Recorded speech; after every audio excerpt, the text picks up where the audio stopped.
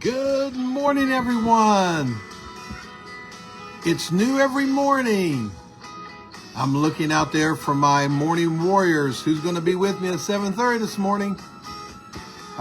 It is December 17th, 2025. We're getting closer and closer to Christmas. I'm excited to be with you today. I missed yesterday. It felt kind of odd, and boy, did I have a day.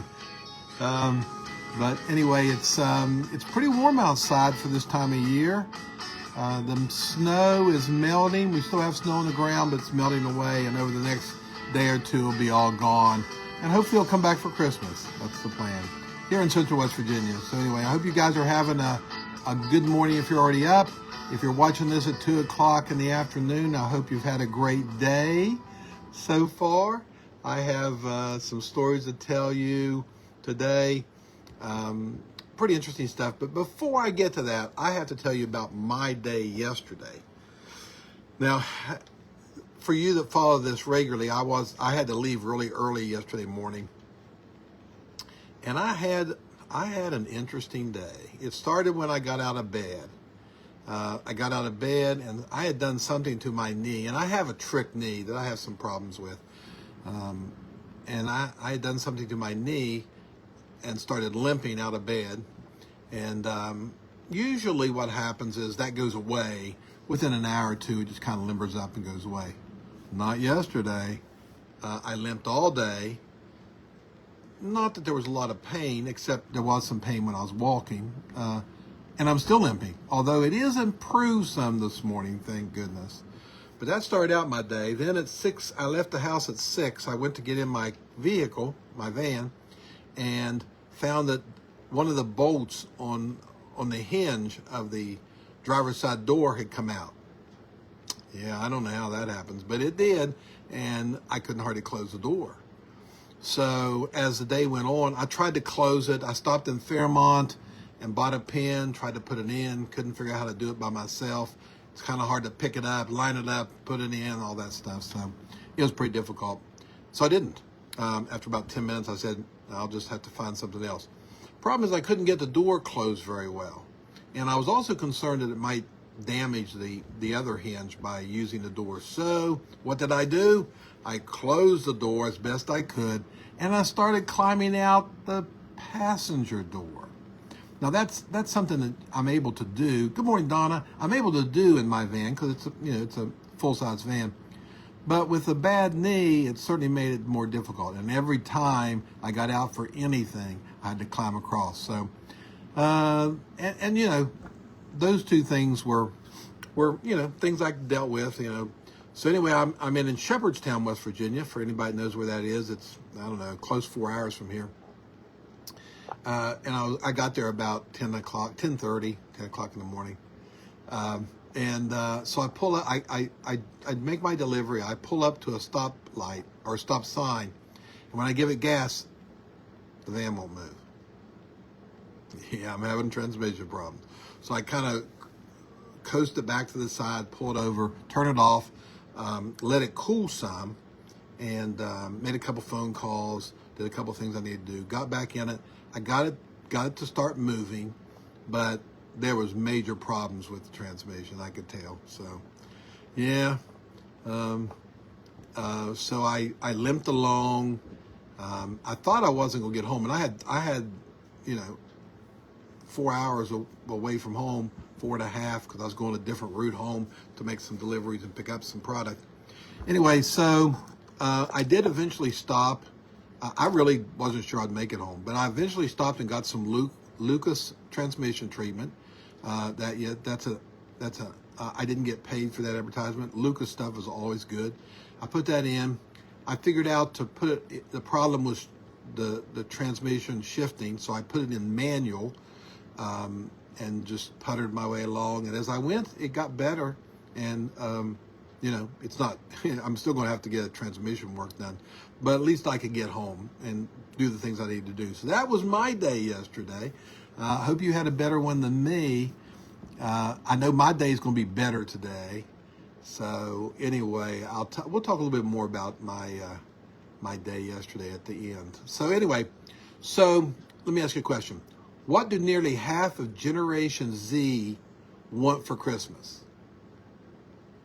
Yeah. Now, Generation Z, some of you out there who knows who they are, others, I don't really have a good feel for the age. I know they're young. They're the first generation to grow up fully online. I mean, everything online. They prefer apps to websites. Okay? I mean, I'm still using apps. I use apps too, but I like websites still. They like DMs over email. They don't like email. I mean, they use email, but they would prefer DMs. They want, ready for this one surprised me, short form videos over text messages. So they're now going away from text message and doing all the little cute video things. And they want mobile payments over cash. They're going farther and farther away because it's convenient. Now, convenience and speed is, what they're interested in, and that also includes Christmas. A new survey on holiday spending from Visa and Morning Consult shows that cash-strapped, efficiency-focused Generation Zers have a particular item on their holiday wish list. Can you guess what it is? What do they want to find under the tree? It's crypto. Yeah, crypto. Yeah, the survey found that 45% of Generation Z people in the United States would love to receive some cryptocurrency. Now, that doesn't surprise me a whole lot because cryptocurrency is kind of trending. But another thing they found in the survey is 28% of Americans, all Americans, would like to get cryptocurrency for Christmas. I started thinking about that, and first it stunned me, and then I started thinking, well, I wouldn't mind getting some cryptocurrency. I mean, it's kind of a novelty to me, kind of unique. I know there's a lot of people making a lot of money, blah, blah, blah. I know all that. I'm not. I don't have any cryptocurrency. It'd be kind of neat to get some cryptocurrency for Christmas and just kind of have it. So that'd be kind of fun, be a new toy for me to play with. So anyway, I thought that was interesting that crypto is snuck in and is really defining the country. So anyway, so my next thing is, I love this story. So what has Merriam-Webster Dictionary people, human editors have chosen the 2025 word of the year? What do you think the word of the year is? Slop. Slop is the word of the year as far as they're concerned. Now, their definition. Slop is defined as digital content, and this is a quote, digital content of low quality that is produced usually in quantity by means of artificial intelligence. That's their definition of slop. Now, I know there are other definitions of slop. As we know, slop's been a word that's been around for a long time, but that's the new definition, the new usage of the word slop. All that junk that's put on our screens, if you're watching stuff, it can be captured in just 4 letters, slop. The English language, wins again, slop. So if you hear somebody talk about slop, especially if it's one of the young people, they might be talking about this kind of slop. Okay, you may have used slop with pigs and this and that and all kinds of things. But, good morning, Diana. But slop now also means that junk, what I would call junk, on the internet, or anywhere online. The Wall Street Journal said, AL slop is everywhere. That's a quote. And my quote is, what I think is slop has turned social media into a trash dump. But we have to live with it because it's there and it's what we have. So Ford is shifting in reverse. Yeah, Ford's going in reverse. The automaker announced it is pulling the plug on larger EVs. The electric vehicles that they when I say they're larger ones, think F-150, the truck, the vans, transit vans, things like that. They're pulling the plug on that. They're no longer going to do that. I don't know. Somebody out there may know. I don't know if they've already made those. I think they have, but I think they've been well, not really wanted. Who wants well, I guess there are people out there that want electric trucks. I don't know. If I had a truck, I'd probably go a different direction. But they are going to concentrate on hybrids and smaller models because they have found, like many other people have found, that people aren't just ready for electric cars in every situation. In some situations they are, but in a lot of situations they're not. So now my next thing is I actually have a scripture I'm going to read, and my friend Tom kind of turned me onto this scripture, and it's kind of unique, and I've read it multiple times, and if you read the Bible, you've read it probably, but I didn't really put it together in my mind. But anyway, it's 1 Timothy 1:19.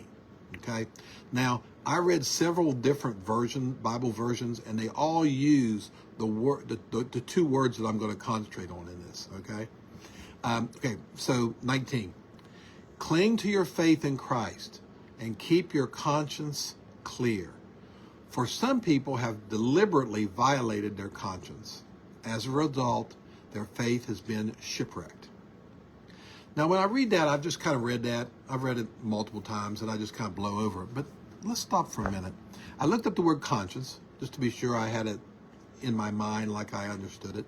And the definition I got was an awareness of morality in regard to one's behavior, a sense of right and wrong that urges one to act morally. Well, that sounds about right. That's conscious. So, people are, if people demand, if they deliberately violate their conscience, then their result can be their faith can be shipwrecked. Shipwrecked. Now, I looked the word shipwrecked up. It's used 3 times in the Bible. The first time, when it uses shipwrecked, it means shipwrecked, or ship that wrecked. The second time, shipwrecked means shipwrecked, a ship that wrecked, all right? But this time, that's not what it means. This time, it means something different. Now, as Paul is writing this, he's just saying it's a mess in some form. And he used the word shipwrecked. Now, today, for us, we might use the word train wreck.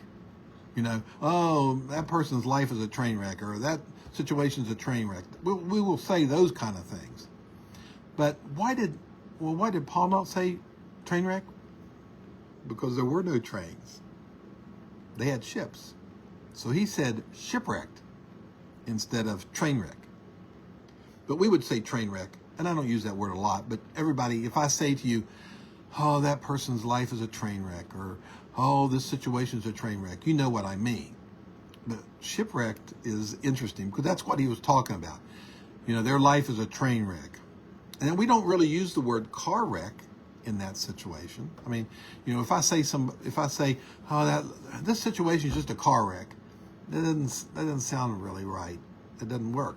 But train wreck, if I say train wreck, you know what I mean. I don't know why that is, but I think it's interesting that he used the word shipwrecked, which translates to us, although no translations did this, train wreck. That's what we would think of today. So I just thought that was interesting. I'll look at that verse different from now on because that's what he's talking about. Their faith is a mess, is a train wreck, or in his example, a shipwreck. So I just kind of found that interesting. And my day yesterday was kind of a train wreck in some ways. I hurt my knee. My passenger door almost fell off. I'm having trouble with the transmission. I'm going to have to replace the transmission is what's going to have to happen. Or maybe repair. I'll investigate that, but probably replace it. So it was a train wreck. But however, the bright spot of yesterday was, in the process of looking for something in my van, I found a check. It was like $670 or $80. And somehow I'd misplaced it. It's about a month old. I don't know how I missed the process of the invoice and process, but I missed it. So I did gain $680 yesterday that I didn't know. So that was kind of the bright spot of the day. But you know what? Through the day yesterday, I never got down. I mean, I know it's just life, and my biggest, after going through everything, good morning, Janet, after going through the whole thing, and then the transmission going bad, I just thought, I didn't think about boo-hoo me. I thought, boy, I sure hope I can get home. And I started praying, Lord, help me get home. Help me get this thing. And of course, he gave me the idea to buy some Lucas stuff, because I didn't think about that at the beginning. I didn't buy that right after it happened. I stopped. I ate lunch to let it cool down because I thought that would help, and I think it probably did a little bit. But then I went farther, and it was still doing bad, and so I think I was in Winchester, Virginia, on my way home, and I went into a parts place and got some Lucas, and after that, and after putting it in manual all the time, seemed to run pretty good. In fact, I think I'm going to run it today in manual. It ran great from Parsons home, no problems. So, and I really have some things I need to do in it the next few days. And so I thought about renting a van. I said, you know what? God will take care of this van. He says so far, he'll take care of it again. So I'm just going to run it slow in manual. And, but I will prepare to get it fixed. So anyway, everyone, you guys have a wonderful day. I hope you don't have train wrecks or shipwrecks in your life. But if you do, just kind of smile and say, it's okay to use the word shipwrecked. I mean, it's in the Bible that way. So you can say to someone, oh man, today's just, if it's been a shipwreck, or say to somebody else, man, you're having a shipwreck, and they're going to look at you strange. And that's okay. All right. So be blessed. Have a great day. I'll see you tomorrow morning at 7:30 a.m. Bye-bye.